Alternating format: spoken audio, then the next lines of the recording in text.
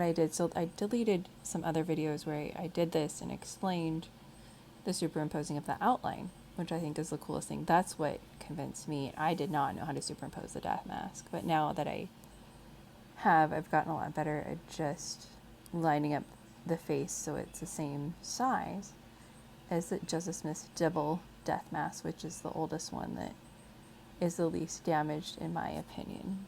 It has the most detail. That's what's really important. And so you have a layer of this, my 1840s Illinois man that I think is Joseph Smith.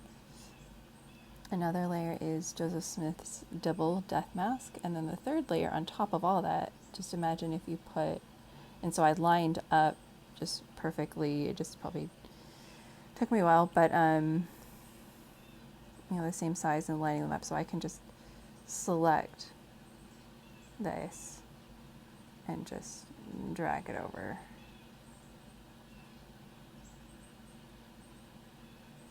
And this app is pretty amazing. It's really cool, but this is really, I have just outlined my 1840s Illinois man's face. Okay, I'll just do this a couple of times. You can see that I outlined this. And in one of my videos, I just did music and just drew a bunch of arrows, and I'll kind of show you what I'm doing here.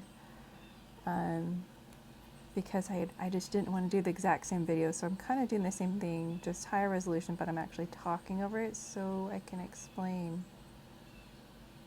what I see. And so I'm just really dragging it from here.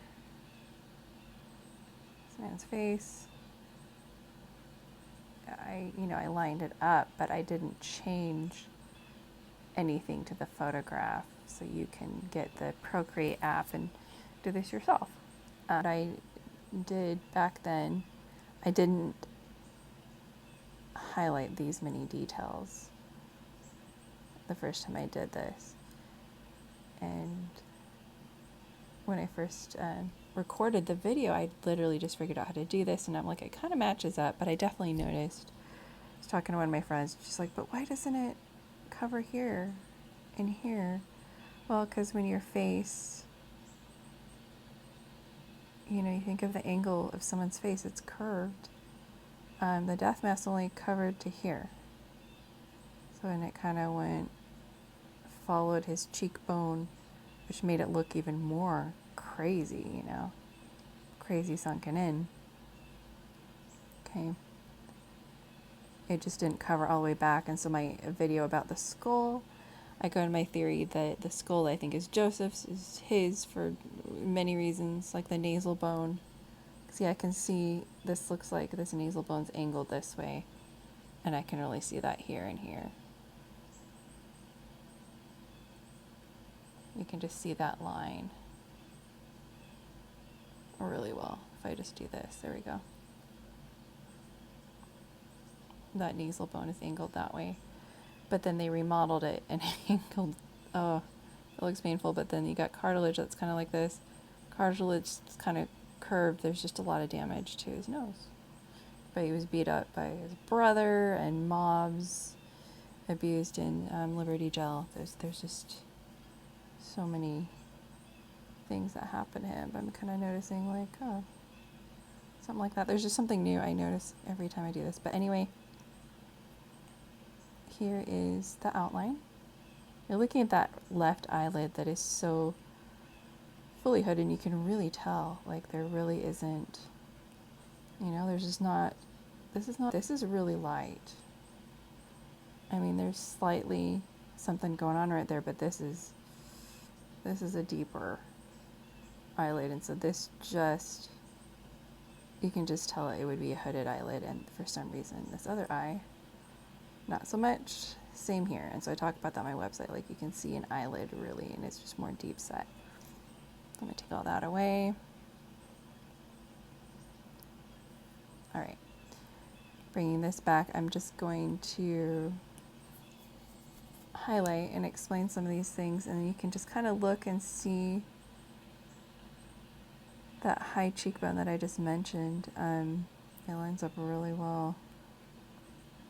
Just completely does. which was really cool. And then that lines up.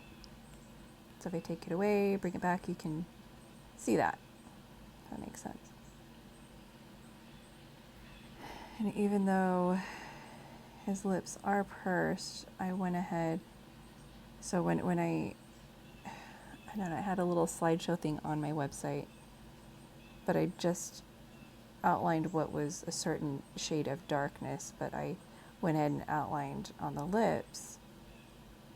I'll just kind of show you over here. You know, they do look pursed, but really, since it's a higher resolution picture, it's really more like that. So that's why I drew that way instead of some other times I've outlined it. I'm like, well, you know, it's just so blown out right there. And so this is a lighter shade, but it makes more sense. And so when I went ahead and did that today, then the lips are just near perfect. It's just a little bit, it's not that much thinner. And before I did any superimposing, what really got me was seeing how that side of the mouth kind of comes up and this side just droops down on this man's face and on the death mask. But the chin really lines up. So I'll get into some crazy unique features that, I mean, I can just see, I can draw over here and show you where that is, but you're looking at this. Look at that strange divot right there. I see that this is this. Okay, and then I will show you that is on the death mask of Joseph Smith. You see that? A very unique feature. Okay? And so I'm just going to go through and try to not get on other subjects here. My mind just always goes a million miles a minute. But these two things that I just highlighted right here, right there. So that first video where I did it in black, and because I had a low resolution picture, for some reason the outline came out as pixelated as the picture, if that makes sense. So since it's high resolution, I'm able to make it look better. But those two things back then, I didn't outline that many details, but that's what really got me. And then when I got the picture and scanned it, and I don't have the best scanner, so if I could get a higher resolution picture, I think that would be amazing. But then I just start seeing some of these details. So if I just take it away like that, matches. Kind of looking at this.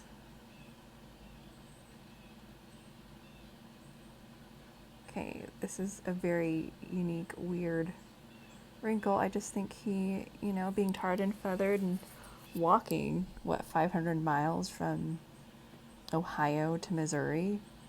He's just always either on a farm or walking somewhere, traveling. They move so much. So they're out in the sun for, you know, a few weeks, a month, just traveling to different locations. And so again, we established it didn't cover all the way back to like his jawline, if that makes sense. But the thing that makes it clear to me, you know, Joseph Smith fell on his left side, it covers a lot less. It just doesn't come over as far, but this is flush. Okay, this is really cool. So just look at that side and see how flush that is. It's crazy. And then look at this, like right there. Okay, and so what this is happening here is this is just where he has a little more hair. Like he has a receding hairline, but you know, it's not. It's perfect. Okay. It's just really, really cool. And then I'm going to explain this. The arrow looks terrible. Let's redo that. But the nose is just perfect. The cartilage is just amazing. So what I did was I just do that, and so you can see that curve is really perfect.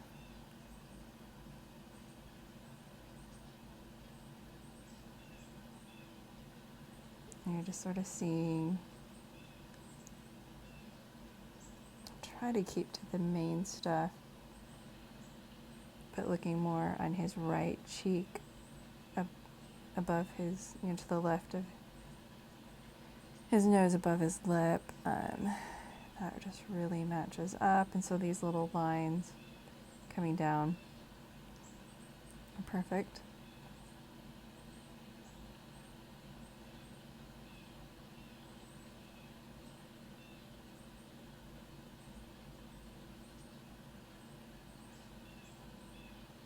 And so if I could just spend, okay, look, this is just a random wrinkle, like his skin was just very uneven. So if you look at like the pedestal death mask and the several reproductions of the death mask that were done, I think they just thought all of these rough edges were just damages to the death mask, since, Philo Dibble just carried it around and showed it to so many people. They thought I guess they just think all these people just touched it and created these indentations, but maybe Joseph Smith's face was just that damaged and burned and sunburned and whatever else. So, you rip tar off of someone's face, it's gonna do some really crazy things.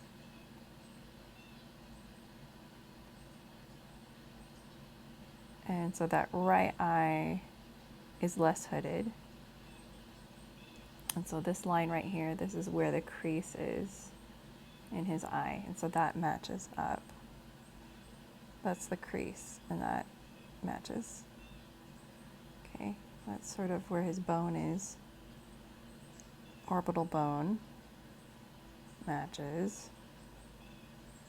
You can really get into like this random line above his left eyebrow. Do you see that? I'm like, do you see that? And so the lip is slightly thinner, but it matches really well.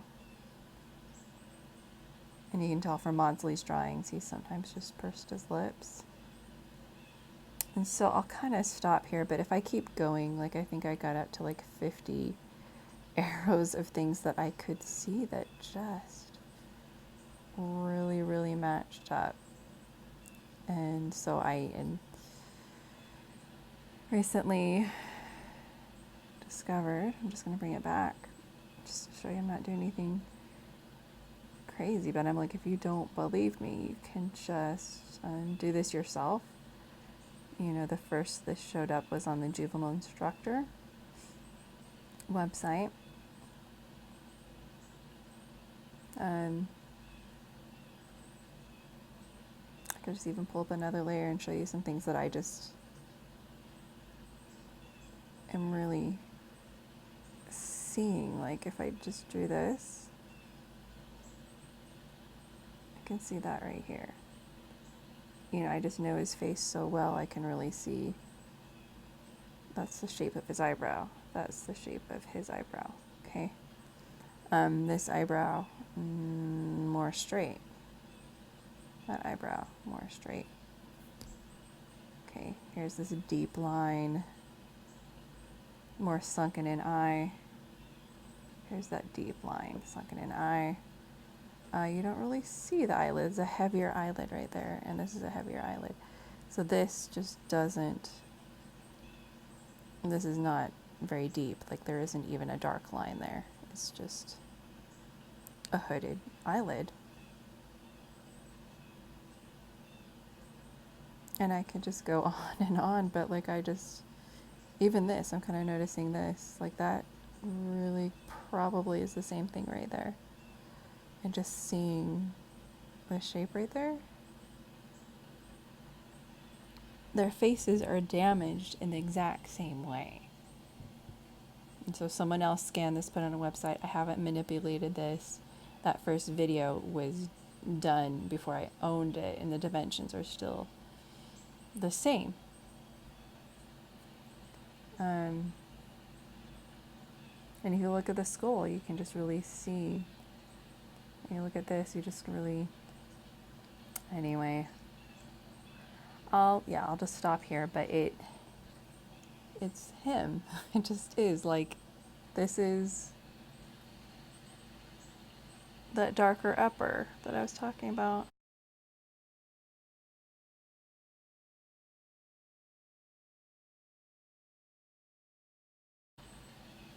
Here is his vest with these lines.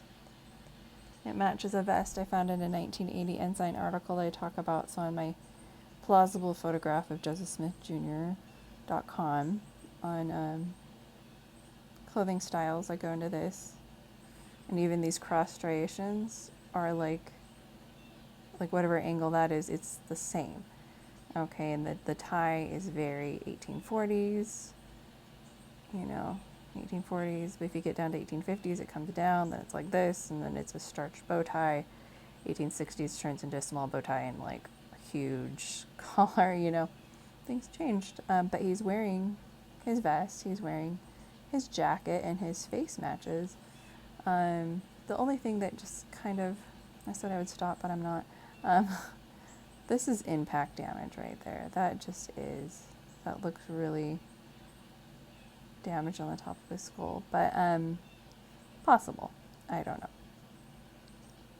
But I really just believe that this is Joseph Smith, and I think it's maybe time to kind of let all this come to light. There we go, take away that layer.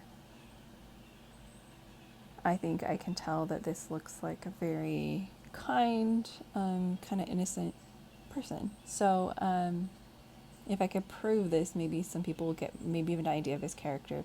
More for people that are already members than non-members. They'll still say negative things. If you don't like someone, you will find something negative to say. You're not going to want to look at the good until your heart is open. But those who have an open heart and are kind of struggling with all this random stuff coming out, and for me, as I talk about in my other videos, just researching more, then I find out, oh no, he was so kind to all these women, like not forcefully, like he won't even talk about, he won't even ask the girl, like how many guys propose to a girl and say, oh, you don't want me to propose, I'll walk away, and come back in 4 months and never touches her? Like, he's not a sexual predator. Okay, he's just not. He's a good guy. So anyway, enjoy this video.